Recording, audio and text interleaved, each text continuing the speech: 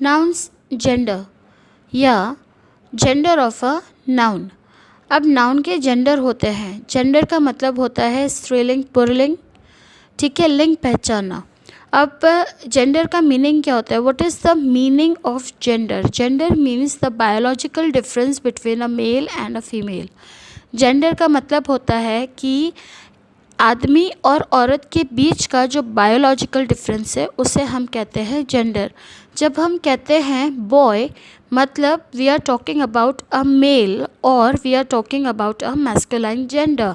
जब हम कहते हैं गर्ल तो हम फेमिनाइन जेंडर के बारे में बात करते हैं। तो बेसिकली जेंडर का मतलब होता है biological difference between the two kind of gender. Clear? Now there are 4 types of gender: masculine, feminine, neuter and common। 4 type के जेंडर होते हैं: masculine gender, feminine gender, neuter gender and common gender.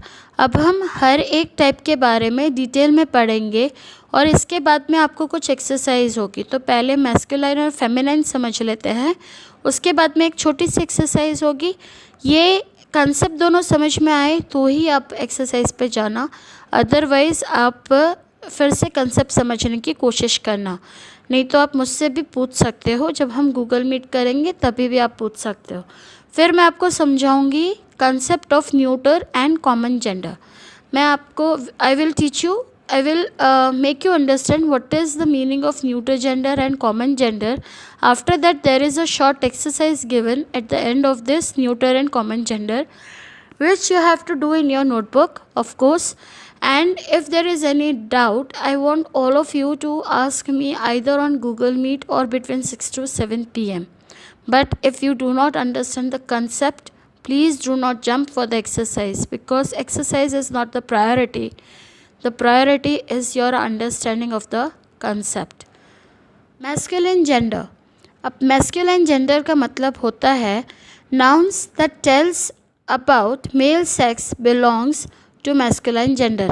कोई भी noun जो आपको male sex के बारे में बताता है उसे हम मैस्कुलाइन जेंडर कहते हैं, ठीक है। जैसे कि boy, brother, father, man, hero, king वगैरह, ठीक है।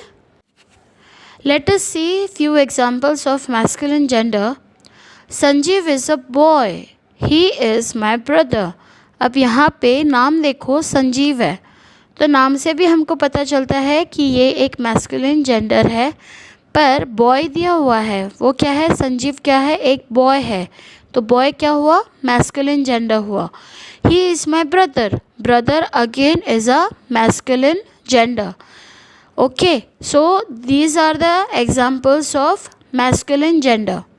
जहाँ पर भी आपको नाउन पढ़ के ये पता चले कि वो मेल के बारे में बात हो रही है उसे हम मैस्कुलिन जेंडर बोलते हैं। Let us now understand about the feminine gender। Feminine gender का मतलब है जब हम किसी स्त्री के बारे में या किसी औरत के बारे में या किसी लड़की के बारे में बात करते हैं। Nouns that tells about female sex belong to feminine gender।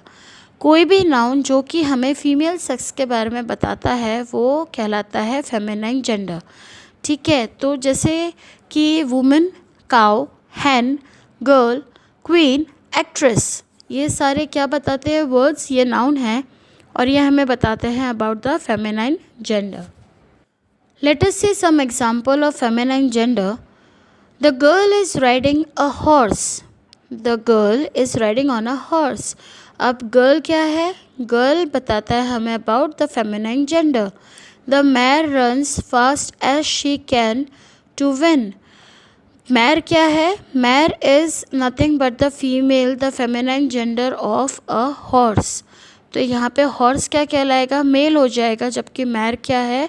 मैर is nothing but a female, the feminine gender of a male, horse। Okay, so these are the examples. There are some more examples we can see. They are given in your textbook. Let us see the second stanza, which is given on page number 29 of your textbook। Shivani is a girl। अब शिवानी नाम से भी पता चल रहा है कि हम लड़की के बारे में बोल रहे हैं और क्लियरली दिया भी हुआ है कि शिवानी क्या है, शिवानी एक लड़की है, तो लड़की again is a feminine gender. She is my sister, sister क्या है, is also a feminine gender. I hope with this you understood the meaning of masculine gender and feminine gender. Now let us proceed with a small exercise on masculine gender and feminine gender. This exercise you have to do in your notebook. In this exercise it is given copy the nouns from the box to correct chart. Now there are two charts given, a chart box of feminine and another is for masculine. Two examples are already been done for you. आपको यहाँ पे कुछ words दिए हुए हैं which is a mix of masculine words, nouns and feminine nouns. You have to classify them under feminine gender and masculine gender. Okay, you can take help of your dictionary if you want. bitch. Now let us see bitch. Bitch is the female or the feminine gender of a dog. So ये क्या है, this is female feminine gender. So ये कहाँ लिखेंगे हम, feminine के नीचे लिखेंगे. अब देखो यहाँ पे दिया हुआ है goose. Goose is feminine gender, इसलिए फेमिनाइन के नीचे लिखा है mare, female of horse which is also called female horse, या feminine gender of horse is written under feminine. Similarly gander. What is gander? Gander is the masculine gender. Horse is a masculine gender. Similarly आपको ये बाकी के जितने भी दिए हुए हैं वर्ड्स, नाउन्स जो आपको दिए हुए हैं ये बॉक्स में, ये आपको डिवाइड करने हैं under the heading feminine gender and masculine gender. You have to do this only when you understand the concept of masculine and feminine gender. Is that clear to all of you? And you have to do this activity, this exercise in your notebook. Time to proceed with other two types of gender. Let us start with neuter gender. On neuter gender, maleness and femaleness does not apply. These are neither male nor female, like book, table, pen, gold, school and rock. These are usually non-living things. Simple sense में समझ लीजिए कि neuter gender हम हमेशा non living things के लिए use करते हैं, जैसे कि remote, book, table, pen, gold, school, rock. तो जो भी नॉन लिविंग थिंग्स है, ठीक है, उसके लिए हम न्यूटर जेंडर का उपयोग करते हैं. वो सारे क्या कहलाते हैं, वो सारे न्यूटर जेंडर कहलाते हैं. तो आप कोई कुछ भी ले लो, चाहे आप स्कूल बैग ले लो, चाहे आप अपनी पेंसिल ले लो, चाहे आप एक ग्लोब ले लो. Ultimately, the noun should be a non-living thing. Okay, if it is a non-living thing, that kind of noun is called a neuter gender. Horse living है इसलिए वो neuter में नहीं आएगा. Plant living है इसलिए neuter में नहीं आएगा. But yes, if you say stone is not living, वो कभी grow या छोटा नहीं होता, इसलिए वो न्यूटर जेंडर कहलाता है. I hope this will clear your point of your understanding of neuter gender. Let's see some example of neuter gender. Sanjay has a ball.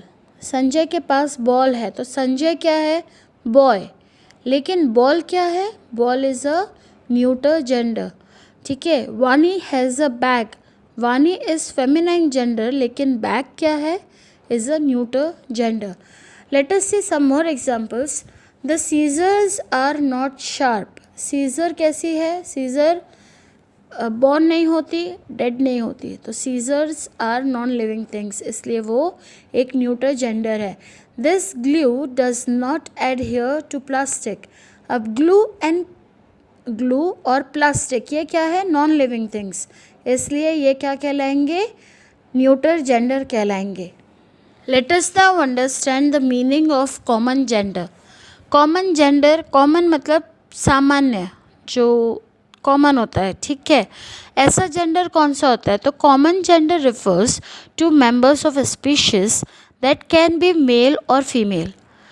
अब कॉमन जेंडर का मतलब होता है कि वो स्पीशीज़ या वो नाउन्स जो कि दोनों हो सकते हैं, मेल भी हो सकते हैं और फीमेल भी हो सकते हैं. These can be either male or female, like teacher. Teacher एक सर भी हो सकता है और एक मैडम भी हो सकता है, but when we are specifying sir, वो बन जाएगा मैस्कुलिन, और जब हम बोलेंगे मैडम या मैम तो वो बन जाएगा फेमिनाइन जेंडर. लेकिन हम जब टीचर बोलेंगे तो वो बन जाएगा common gender. Child, child, baby, worker, friends, cousin, neighbour, sibling, spouse, ये सब क्या कहलाते हैं? ये सारे वर्ड्स जो हैं they are called common gender. ये ही भी हो सकते हैं और शी भी हो सकते हैं. ठीक है, जब तक हम उसे आगे किसी सेंटेंस में उसको स्पेसिफाई नहीं करते कि वो मेल है कि फीमेल है, तब तक वो क्या रहेगा? कॉमन जेंडर ही रहेगा. ठीक है, let us see some example for this. Mister Gupta is a teacher. अब टीचर, हमें मालूम है कि मिस्टर गुप्ता आगे लिखा हुआ है, इसलिए टीचर में वो क्या हो जाएंगे? Teacher is a common gender, लेकिन मिस्टर गुप्ता है इसलिए वो हो जाएगा ही, मतलब masculine gender. Missus Gupta is a teacher too. Missus Gupta, अब मिसेस आया मतलब कि वो फेमिनाइन जेंडर हुई, वो क्या कहलाएंगी? फेमिनाइन जेंडर हुई. और टीचर क्या कहलाएगा? कॉमन जेंडर कहलाएगा. ठीक है, let us now see some example of common gender. A teacher doesn't have to be smart. Teacher can be a male or a female. That's why teacher is common gender. The doctor seemed tired and in a hurry. यहाँ पर doctor क्या है? Mail भी हो सकता है, female भी हो सकता है, इसलिए डॉक्टर को हम कॉमन जेंडर बोलेंगे. Let us now also see some more example which is given in your textbook on page number 29. Mr. Gupta is a teacher. Mrs. Gupta is a teacher. Again, teacher is a common noun, common gender, because a teacher can be he or a she. Okay, so unless you specify whether it is a sir or a madam, we cannot say that teacher is which gender. So it is common gender.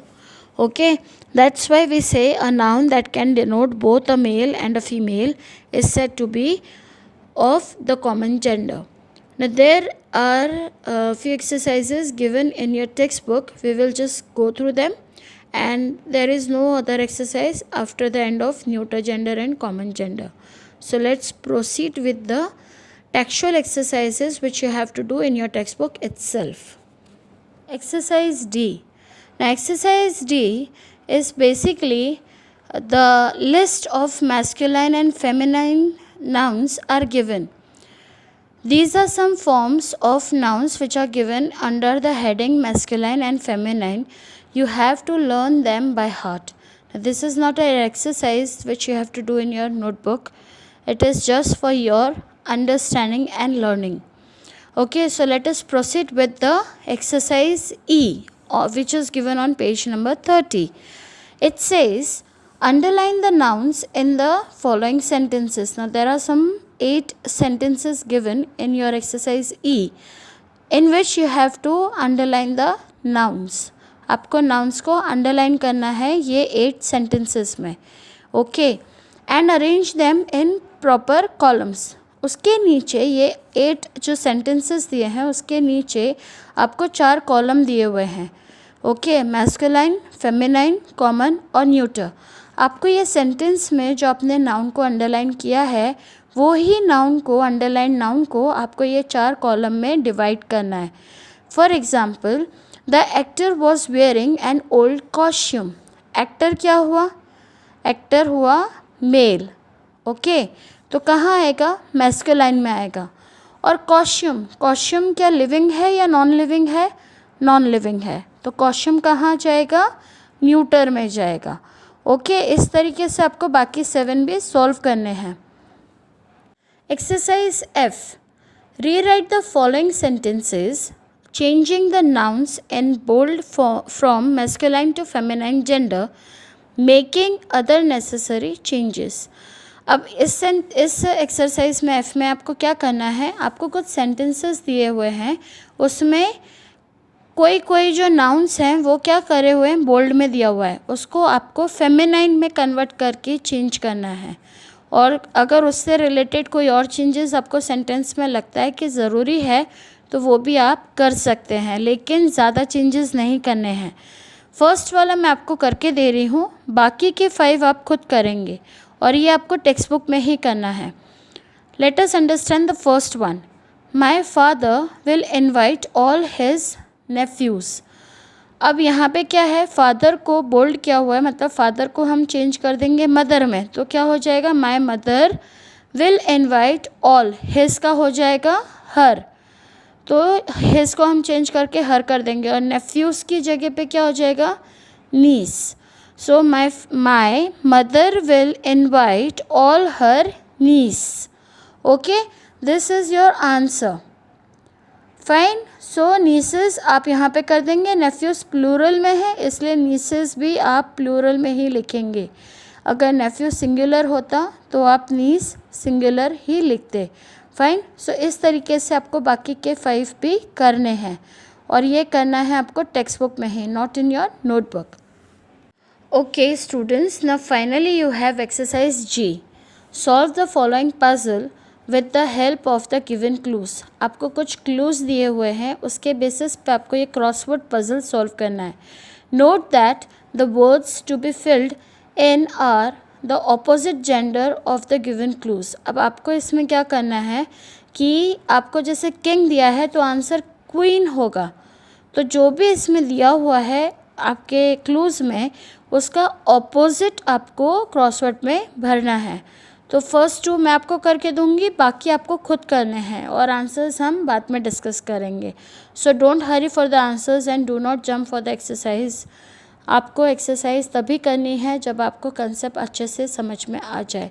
अगर समझ में नहीं आएगा तो आप वहाँ पे एक क्वेश्चन मार्क बना देंगे या स्टार बना देंगे कि आपको ये वाला पॉइंट समझ में नहीं आया है, then we will discuss it. Okay, and we will also discuss the same concept in Google Meet. Fine. So Google Meet ka time and everything that I will let you know later on, and please go through the video properly. If you do not understand, you can come to me between 6 and 7. Thank you.